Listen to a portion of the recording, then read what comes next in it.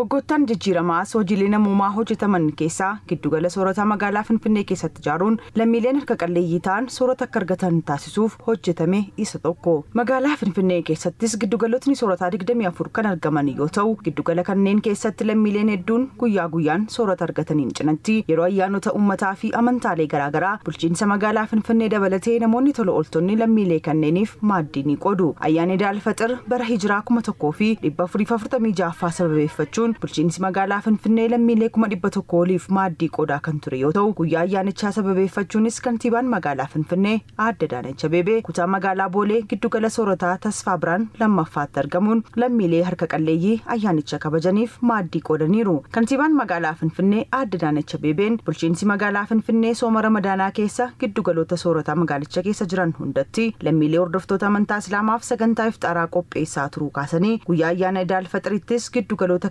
hunda keessatti maaddiin lammiilee kanneeniif kan qoodame ta'uu dubbataniiru.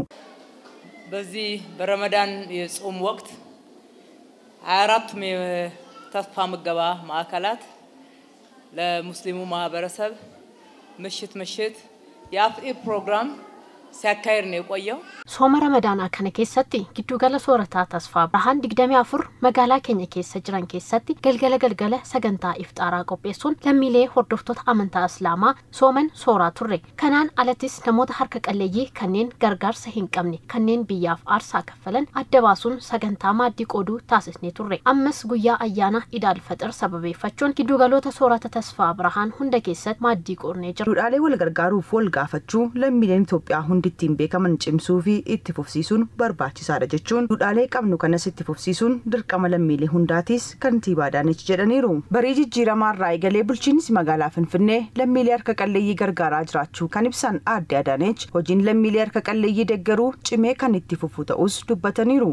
ከለውጡ ወዲህ የመጣና ወደ ስራ የተተገበረውን ደሃን ዝቅ ብሎ ማየት ችግሩን መካፈል jijjiiramaa as kan dhufee fi gara hojiittis jijjiiramaa kan jiru hiyyeessa gadi bu'anii ilaalu rakkoo isaanii isaan waliin hirmaachuu xiyyeeffannoo addaa kennuu fi rakkoolee hawaasummaa furuuf hojiilee hojjetamaniin fayyadamoo ta'uu keessaniif gammaduu qabdu. Hojii namummaa hojjennuun giddugala soorata Tasfaa Biraan ijaarree yeroo tajaajilaaf banaa taasisnu hojii nuti qofaa keenya hojjenne hin jiru. Akka mootummaatti nuti haala mijeessinee hojii maaddii qooduu hojjetamu hundaan kanneen hirmaatan nan galateeffadha. Keessattuu giddugala soorataa Tasfaa Biraan lammaffaa amma jiru kanatti yeroo hunda utuu hin nuffin soorata lammiilee harka qalleeyyii fi dhiyeessuu irraa eegalee yeroo ayyaanattis sagantaa akkasii qopheessuu isaaf daandii qilleensaa Itoophiyaa nan galateeffadha. Aadaan wal gargaaruu fi waltumsuu nuti qabnus cimee itti fufuu qaba. Bulchiinsi magaalaa keenyaas hojii namummaa eegale cimsuu itti fufuu qaba. Lammiileen maaddiin qoodameefis mootummaan hojii namummaa lammiilee harka qalleeyyii gargaaruu eegaleen yaaddoo tokko malee soorata isaanii argachaa jiraachuu dubbachuun guyyaa ayyaanaattis itti yaadamee hojiin maaddii qooduun deeggarsi taasifamu hedduu kan isaan gammachiise ta'uu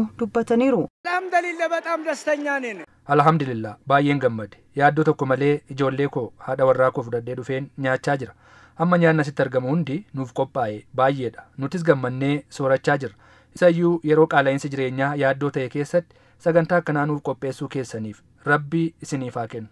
Miskiinoችን መርዳት የረዳ ሰው አላህ ይረዳዋል. Rakkattoota gargaaruun hojii gaariidha. Namni nama gargaaru gatii isaa Rabbi biraa argata. Rabbi nama gargaarutti ni gammada. Dhuguma dubbachuuf hedduu nuti toleera. Ayyaanicha gammannee dabarsaa jirra. Yeroo soomaas sagantaan nuuf qophaa'ee ture. Hedduu gaarii ture. Rabbi isiniif haa kennu. Kantiibaan magaalaa Finfinnee Aadde Adaanech Abeebee harka qalleeyyiif maaddii qooduun cinatti ayyaanichi kan nagaa, kan gammachuu, kan waliif yaaduu fi kan jaalalaa akka ta'us hawwii qaban ibsaniiru.